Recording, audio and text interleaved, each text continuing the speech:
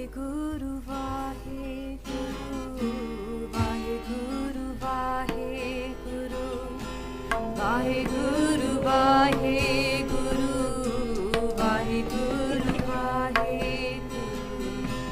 WhyGuru. Now, looking at the Panth now, sort of step away from the political situation of Punjab, look at the Panthic situation, what's happening within our Panth. What you've got is loads of groups, okay? Now some of you guys might be new to Sikhi, so some of this is going to go over your head because you're thinking we're all Sikh, right? But obviously I've been in the Panth for 13 years, so this is like second-hand knowledge, everything that we deal with all this all the time.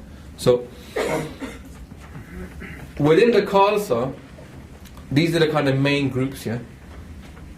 AKJ, yeah? Then Taksal. These two guys, for the normal person, you can't tell them apart, yeah?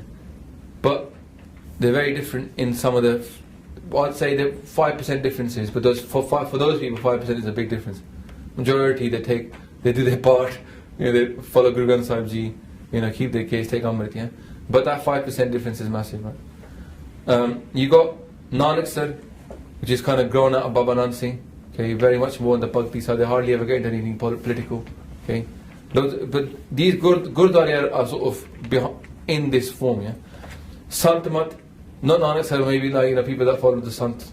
So, you know, like you got Gurdwara like in Asthans in India, okay, from different mata.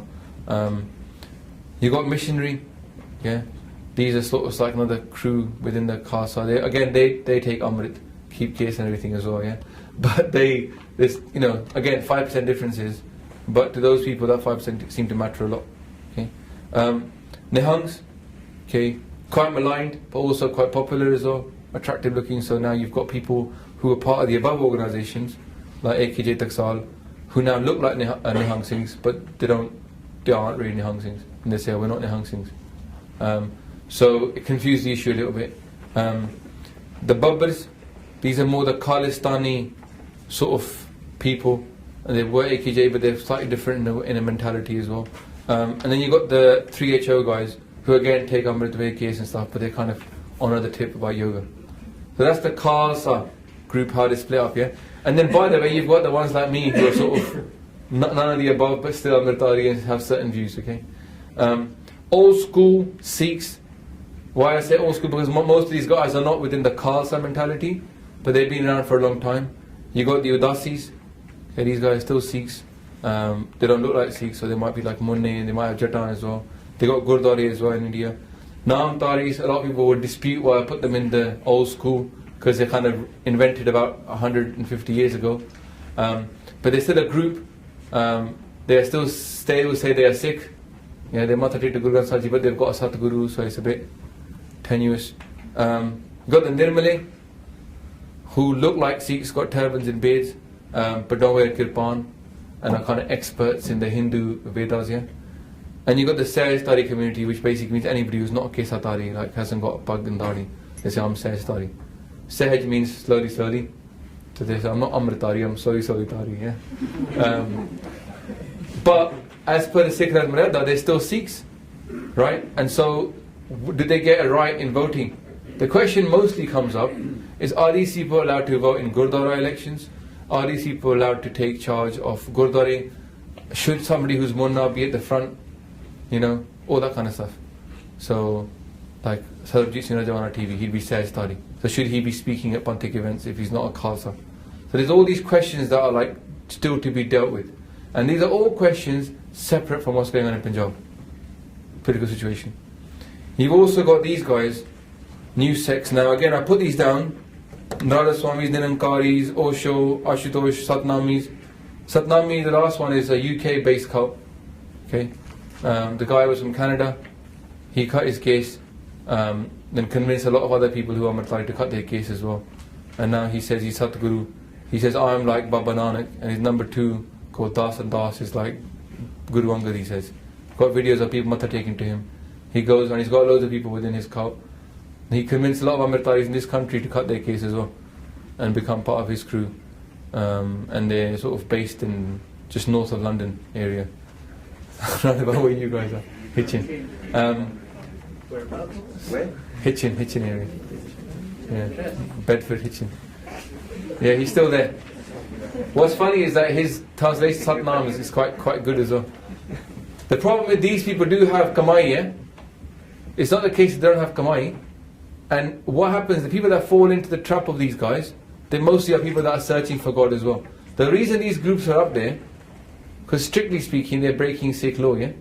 Bowing down to people, not accepting Guru and Sahib Ji, Satguru, all that kind of stuff. However, the people that are in this group are actually Sikhs. So you might have the top few people who are actually would be saying that these guys are against Sikhi, yeah? Or trying to break people away from Sikhi. But the majority of the people are unsuspecting, and they'll probably go to Gurdwara on a Sunday, Matha Tek, and yet on during the week they go to satsangs and all that kind of stuff, yeah? And there's some people inside those that are recruiters. So you go to Gurdwara, you're sitting there, you're crying for Bani, or Panji came out to me the other day, and in Park Avenue she was saying, look, I was here, I felt a bit upset, this the Kirtan, this little baby came out to me, took my number, wanted to talk to me, and she's going to get her to come to a Baba, Ashutosh, and I couldn't recruit people. Because what they know is, the people that join them are people that are looking for God. And guess where you can't find God? In the Gurdwara. Yeah? Gurdwara are anti-God. Right? Yeah? You can't do Katha. I went to Denmark. We couldn't hold the camp in the Gurdwara. Yeah? So we had it in a sort of public centre. Yeah? So the Sikhs across the world are finding it hard to do Sikhi programs in Gurdwara. Yeah? It's hard to do Katha in Gurdwara nowadays. Right? So the Gurdwaras are anti-God. These guys are all pro-God. They always Simran, Part, Kirtan, they'll tell you more. But what do they always say? You need a physical guru. This is the mantra for all these guys. You need a physical, living guru, and otherwise you can't get kirpa. That's the mantra. And the reason that people are sucked into this is because they don't understand that Guru Gobind Singh Ji's Khalsa is the physical guru, and the Guru Granth Sahib Ji is the Shabad Guru. Yeah, the three forms of Guru. If you get that thing into your head, the three forms of the Guru, if you don't know what they are, go and watch the video, 3 forms of Guru, on the YouTube channel, yeah? Bhai Nandlal Ji is having a conversation with Guru Gobind Singh Ji. He said, what are you? He goes, I got 3 forms. Sargun, Nirgun, Guru Shabad. Yeah? God is the Nirgun form. Guru Granth Sahib Ji is the Guru Shabad form, and the Khalsa is the Sargun form. Okay? So, also within these groups, here are the things that split them up. Okay? Caste. Yeah? Caste is a big thing. Right? Everybody cares about caste. Gurdwara divided by caste.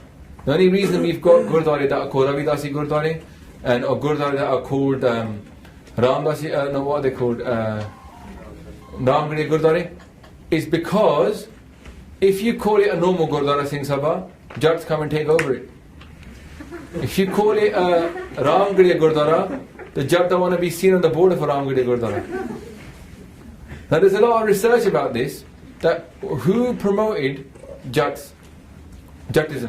Where did this come from? The British. A lot of the research shows that the British came into Punjab, they promoted the idea of the martial race, and they promoted the idea of the Jats being the best form of that martial race. Now within the caste hierarchy, Jats are right at the bottom. They step away from being untouchables. Farmers, yeah? But British convinced them that they're the best. So it's divide and conquer. But now it's bitter biting his back, because that mentality hasn't left those people. They still think they're the best. Yeah? The only reason they were made to feel good was because they wanted to join the army and die for the British, and then die for the Indians. So they overrepresented the army. Okay? It's KPS Gill keeps saying, I'm a Jat. Yeah? If you want to be proud of being a Jat, just look at your, KPS Gill. He's very proud of being a Jat. He goes, only a Jat can teach these Jats a lesson. And that's how he's killing Sikhs. Because he's a Jat. Yeah? Tables and chairs. Not a big issue here, but still in some Gurdwara, they don't clean the floors to encourage you to sit on tables and chairs. Okay? Now, where does this issue come from? Where did tables and chairs become an issue that involve people fighting? I'm talking in Canada, people taking out kirpana and running each other. And the first thing they ask in Canada, if you go to some Gurdwara, do you eat your langar on tables and chairs or on the floor? That's all they care about. If you eat on tables and chairs, that means you're moderate, you're a relaxed lot. If you still eat on the floor, that means you're fanatics. Hanji. What about when they go to Anandapur side or Keshwar side? Is it also- No, don't ask us awkward questions. Now you started to think. No, because all those- The tables and chairs issue was an issue created by people. It was created to split the Sikhs. This is what you've got to remember. The reason they created these issues is to split the Sikhs and then cause this issue of moderate and fundamentalists. Like you, when you go to India, everybody sits on the floors and eat. So who is a fundamentalist and a moderate in India? Yeah? But in Canada, that's what it's called now. Yeah? And America as well. Okay? Meat. 70 years ago, Sikhs didn't sit there arguing about meat. Yeah? It started when the Red Murder was compiled, people started arguing about it. Okay? And then since then it's been a continuum, it's the bane of my life. I go somewhere, do a whole talk about Panch Khans, Ikon Kausat Gur Prasad, and then the first question I get asked, I did a talk about Guru Har Rai Sahib Maharaj, yeah? And then Guru Purab and everything else. And right, the first thing question, no one, the guy goes, Paji, what do you think about meat then? It's like people are not concerned about Bani, not concerned about what they know about Bani or anything. All they're concerned about is, can I eat this or not? And the mentality is so low. A mentality of a Sikh is supposed to be like, we're trying to save the world, feed the world, sort the Punjab situation out. And yet all the Sikhs are concerned about is, Paji, am I bad for eating meat? Can I, can't I? Yeah. Dasam Granth, another argument.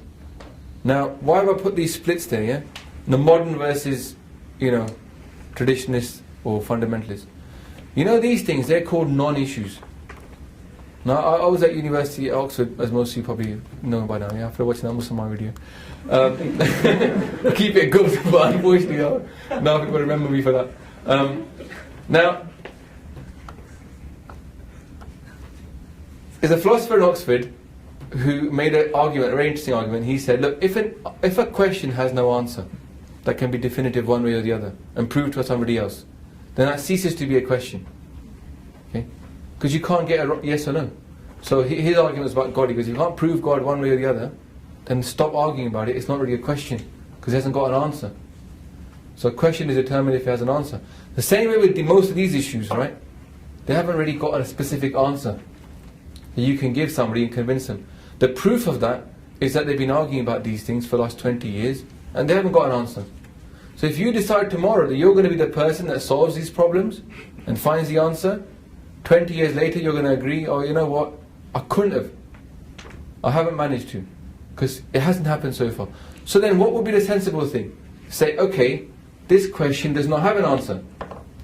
So you could then go one step further and say, if this question does not have an answer, it ceases to be a question. It's a non-issue. It's not an issue because I can't find an answer to this issue. So I'm going to sidestep it and deal with something more important. Yeah? This is the mental thing that I had to go through, and this is the one that I would encourage you to take. Do not try to solve this issue or try to find a solution for this issue. Sidestep the issue, yeah, and start focusing on the real issues. Okay? These things can't be solved, so then solve problems that can be solved. Focus where you're effective. Effectiveness means doing things that can actually work, and not things that won't work. All of you studying here in London would know about SMART objectives, yeah? One of the things about SMART is they have to be achievable. Okay? So work on achievable things. And the other things that work on achievable things gives you is a sense of success. You cannot begin to think big until you start to succeed at small things that you can actually measure and are achievable to you. Okay? The more you achieve at a small scale, the bigger things you take up. It's like being a soldier. You start off on small missions and you build out to big missions. The success breeds success. The other problem we've got in our Panth, separate from the groups and the splits, are the committees. Yeah? This is the virus of the Panth. Okay? Voting dominates. Now, what I put membership costs is, to become a member, to vote costs money. The average bandar doesn't want to pay the money for membership to vote, but he knows he's guaranteed to vote if he puts in a form for membership, because there's no criteria for membership apart from you're a Sikh anybody can vote. So what happens is the people at the top that want to get elected, they say to the banda they want to get the vote for me, and I'll pay you that $10 membership, £5 membership. I'll pay it for you. Guys, like safe? Give me the form, I'll sign it. You pay the £5. No skin off my teeth. So in Canada, in America, in the UK, what happens now? If you want to win elections, you bet a big fund. Yeah? We're talking 50, 60, 70,000 pounds.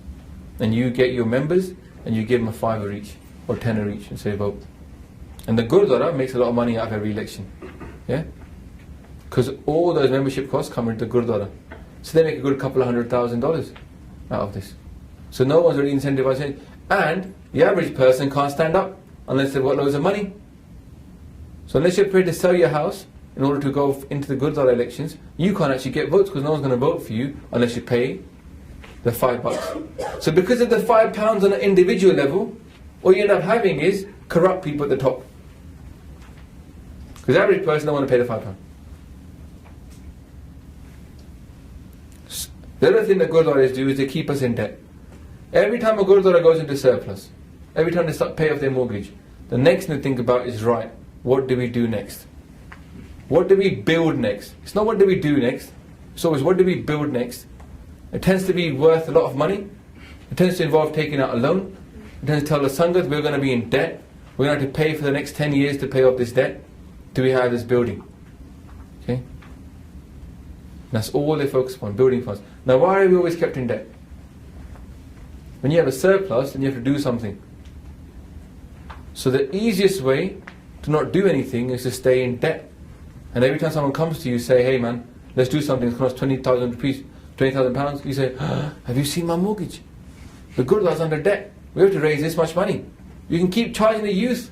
What at Gurdwara, we're charging the youth for the milk they were drinking. The kids coming to similar programs were being charged for the milk they were drinking. What do they say? We've got a mortgage. Who's going to pay the mortgage? Account parts are not free. We've got a mortgage. Nothing is free in Gurdwara. Why? We've got a mortgage. Why can't we stop having a mortgage? Because as soon as we get a mortgage finished, let's get another big mortgage. They're always kept in debt. Very few Gurdwara haven't got a building fund. Yeah? As soon as they get out of debt, got a surplus, they build something else. Good example, my own favourite Gurdwara, Southall. Yeah? Perfectly fine Gurdwara at Park Avenue. Everybody loved it. Perfectly fine. They spent 18 million on building that Gurdwara in Havelock. No one goes there. People still prefer the old Gurdwara. Yeah? Well, okay, it's stuffed on Vaisakhi time. It used to be stuffed at the Nagar Kirtan's time, right? But they still use it now. The Vaisakhi and Nagar Kirtan. They have the start here and the end there. It's ridiculous. You could start at the same place and end at the same place, couldn't you? Avoid the whole 18 million you spent. And they built a Gurdwara without a single classroom. 18 million, not one classroom. They got a school, but they don't let us use that for teaching. And now what do they want to do? Now when they might pay off their debt, there's only about, I don't know how, not that much left now on the Gurdwara itself. Most of the debt on that Gurdwara now is on the school. It's not really the schools, it's not really the Gurdwara's debt because the government pays that loan. So what do they want to do next? Secondary school. The primary school might be failing in Ofsted inspections and getting told off, you're dangerously close to being knocked off the list, but they're going to build a secondary school. Or they want to buy that sports ground next to where all the training happens, next to the school. And they're going to keep on staying in debt. Yeah? That's the way it works. Stay in debt. Old people are needed to raise money. Young people don't raise money for it, and then they don't have to do anything for you because they say we're in debt. Now, I'll give you the example of what a mortgage looks like. Yeah, every single one of you at some point is going to get a mortgage, unless you're going to stay with your parents and they already paid off your house. Yeah. Now, when you got a mortgage, you still go on holiday, don't you? You still send your kids to school, don't you? You don't say, oh well, kids can't afford to send to school right now. 20-year mortgage. Sorry, can't pay for your school trips. So what you do is you make your mortgage manageable, where you can actually live and do what you were meant to do, i.e. live, and yet have to service your mortgage. What these guys do is take on a mortgage that's unserviceable. that requires all their money being spent on that. And then even the free things like milk, which get given by Sangat, things like Katha in English, things like programs like the 12-week program we were going to do at Warwick, which is going to be free to the Gurdwara, the Peta was going to go to the Gurdwara, they will cancel those as well. And they will say it's because of the mortgage, but it's not. It's because they don't want anything to happen so that you guys stay down.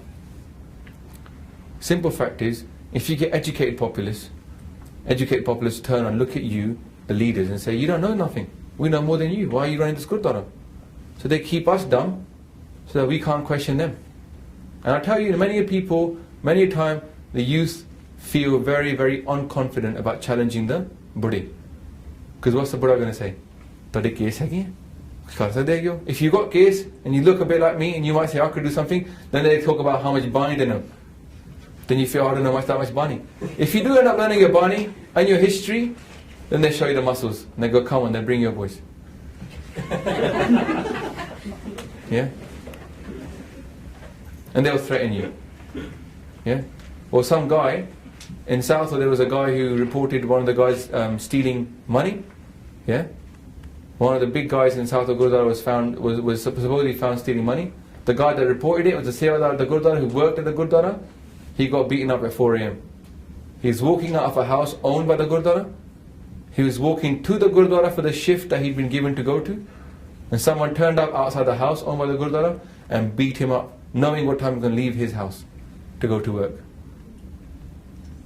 And the person he was accusing was somebody who was related to the head of the Gurdwara. When he was in hospital, he recorded the conversation that took place between him and the Gurdwara people. And the Gurdwara guy said to him, these lot are going to chew you up. Tu bhaj India. Take the money and go.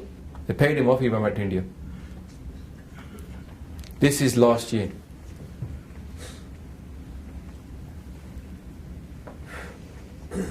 You cannot go into Gurdwara nowadays and ask for the constitution. I say, who are you? You cannot, in most Gurdwara, become a member of the Gurdwara committee. A voting member until just before elections. So you just can't go to Havelock Road Gurdwara and say, I want to become a member. Say, sorry, voting's only open just before election time. If somebody started to gather memberships over time, yeah, then it's dangerous. Whereas if you do it just for those 3 weeks, and people don't turn up, you've got to have money to just entice them. Come on, give me your form, I'll give you cash. If you've got 2 years to build it up, you'll have to end up building up a following. So they're limited to that time.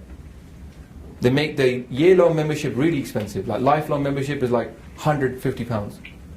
The 2-year membership, just for that voting period, is like £5. So it's like, oh, can't have £100, £5, £100, £5. You become a lifelong member, you can do something. 2 years later, you're no longer a member, you have to register again. And you cannot find, here's how it works. You can't find the constitution, you cannot find what these guys said they would do. You know, like Nick Clegg and them got ripped apart after the election because they went back on their pledge about election and about tuition fees, yeah, going up. These guys, by the way, every single committee member always releases an election pledge. You probably don't know aware of that. It's called a manifesto. You cannot find these manifestos. They get plastered everywhere before the election. And then it's like gold dust, they just disappear after the election. And no one knows where they are. It's very hard to get hold of an election manifesto.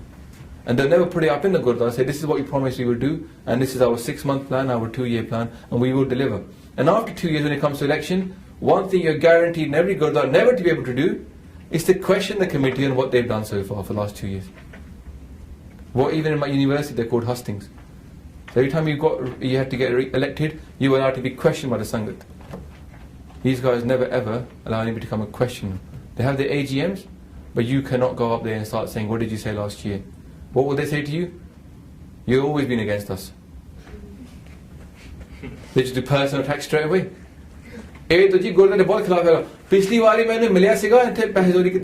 Or he came away. They'll make it so personal in front of everybody.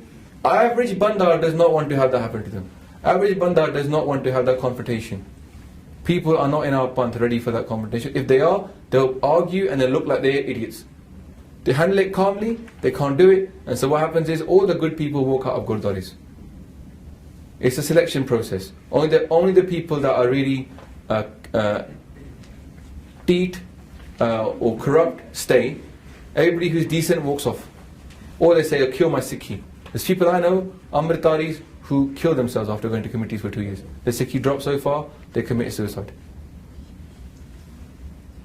People have come out of committees with they need therapy. That's how bad it is. People like Mankamal Singh who are in committees right now, I salute them, man. Because it is a horrible job, thankless job to join these guys. They'll suck your Sikhi out of you. Yeah? And they know how to do it as well. They know. 2 saal la lo, nahi kade wapas nahi aana. Yeah? That's their plan. They're saying he's a rising star, let's kill him, let's bring him in and kill him. That's what they offer people committee seats as well. Be careful of that offer. It's designed so you never come back. And what will it do? It'll keep you away from doing the job you're meant to do. Yeah? Which is to bring Sikhi back into Gurdwara. The biggest threat to young youth Sikhi is to go into a committee unprepared. Yeah? The best thing is to stay out of the committee and do the work that needs to be done. Let's say you want to do Katha in a Gurdwara and they offer you a committee seat. You say, "No, I want to do Katha in a Gurdwara. Give me the slot on the stage.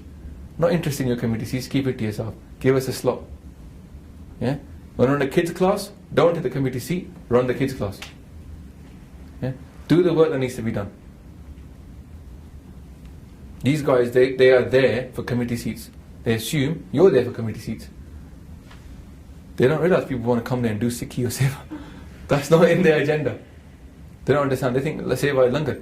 So Langaris never get into committees, yeah, because they're not interested. They want to do Langar Seva. Okay. The other thing that's interested to these committees is they want to control the stage and the power. Not interested in a Sikhi. Very rarely you will find a Pradhan who does Katha. Very rarely you find a Pradhan that does the part. There's all kind of part there. The Pradhan ever in a part for you. Very rarely you find the people in the committee doing the... Okay, in a Gurdwara there's 3 or 4 main roles, yeah? There's Katha, there's Kirtan, right? There's part, yeah? Akhand part roles and stuff. And then there's stuff like Langar Seva. That's all that happens in a Gurdwara, by the way. And maybe education. Okay? Education classes, tabla classes, Kirtan classes. That's all that takes place in a Gurdwara, by the way. That's the frontline business. So if you have a business, you have frontline things, and you have back office, people supporting them, right? So over here, like in UBS, you'll have traders that are front office, and you'll have like people in risk, middle office, and you'll have people at the back office who are just supporting the people, admin. So what a Gurdwara offers in terms of front office is Langar, Seva, Kirtan, Katha, okay, Part. Those are the front office or teaching, right? The committee are not involved in any of those frontline offices. They don't do front office roles. What they are back office people. They do all the admin. Now, when did back office start to rule the front office? Apply that analogy to them. What Gurdwara committees are admin people. They're admin. They should be ruled by the front office people. But unfortunately what's happening is that the committee wale, the back office guys, they figured out they can run the whole thing without doing any of the work. And if a bank ever gets run by back office guys, it does not, the front office always fails. If UBS started getting run by the admin guys, so the reconciliations people became the head of UBS, right? They were the end of UBS as a trading bank. Yeah? So what's happening now is, the people that do the work, they run Gurdwara. The people that don't do the work, they run the Gurdwara. So the tail wags the dog. That's what it is. Not the dog is wagging the tail. But the problem is this analogy and this analysis of what these people actually do, if you explain that to a committee member, they'll be extremely offended. How dare you call me the tail? But they are the tail. They are admin people. They should not be running the Gurdwara. Okay? I appreciate for some of you guys this is something new and you kind of digest it, but believe you me, this is something I thought about for a long time. Okay? So the idea of Gurdwara. I'm just going to go through 5 topics, yeah? This is what Khan Singh Nabha in Mahan Kosh, the biggest dictionary of Sikhi, he describes a Gurdwara as these 5 things. Okay? Firstly, it's a spiritual place of Kamai, i.e. of spiritual earnings, okay, and enlightenment. That's the main focus of it, Naam Japana. Yeah? It's a free kitchen, Vardike Shakna, yeah? Eradication of inequality. It's also supposed to be a place of rest for travellers. Yeah? Every Gurdwara should have a place to stay. Very hard now to get to Gurdwara and say, can I have a place to stay? Just go get a hotel. You can sleep upstairs in the spare darbar hall, you can sleep there if you like. But in India, a lot of Gurdwara come with rooms attached. Harmandir Sahib, yeah, Seaskan Sahib. Just go over there. Okay, you might be asked a nominal fee, very cheap, 70, 60 rupees or whatever, but you can get a place to stay. And that's normal in India. Only thing is we didn't do it here. Okay? It's supposed to be a place of healing. Should have a hospital in the Gurdwara. A Gurdwara should, this is what makes a Gurdwara functioning. What was funny is that Harinder Singh did a talk about this exact 5 things I've learned from him as well. And this is, I got that long time ago, but from him, but this something that he talked about just on Sunday at Park Avenue Gurdwara. And all those guys are nodding at the front, all the committee people were there nodding. Then this is the joke part, isn't it? So why they nod along to it?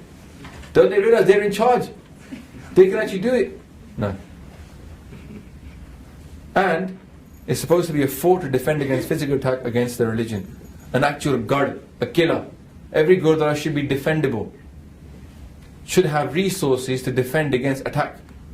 So, shooting range, soldiers, people who have got guard posts, guard duties. Yeah? It's supposed to be an actual killer, a fort. Yeah? Fatehgarh Sahib, Kesgarh Sahib, Anandpur Killa. These are all places of defense of the religion. Alright, why is this happening to us? This is the main question. Why are we not able to follow Sikhi in Gurdwara or in India?